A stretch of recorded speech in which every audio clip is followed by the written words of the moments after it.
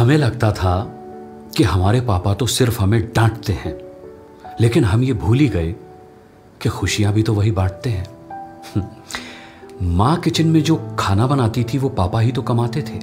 खिलौनों से लेकर कपड़े, कॉपी, पेंसिल, रबड़ सब पापा ही दिलाते थे।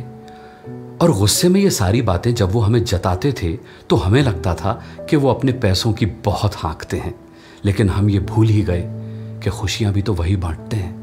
हमें लगता था कि हमारे पापा तो सिर्फ हमें डांटते हैं। ज़रा ज़रा सी बात पर पापा भले ही अकड़े रहते थे, लेकिन ये भी सच है हमारा हाथ भी पकड़े रहते थे।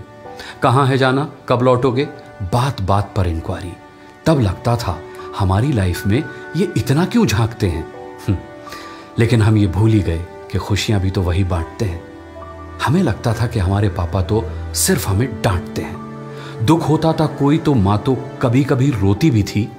पापा की आंखें सूखी ही देखी, क्या उन्हें कोई तकलीफ होती भी थी?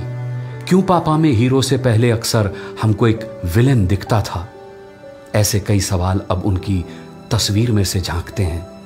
तब हमें लगता था कि हमारे पापा तो सिर्फ हमें डांटते हैं, लेकिन हम ये भूल ही गए कि खुशियां भी तो वही बांटते हैं।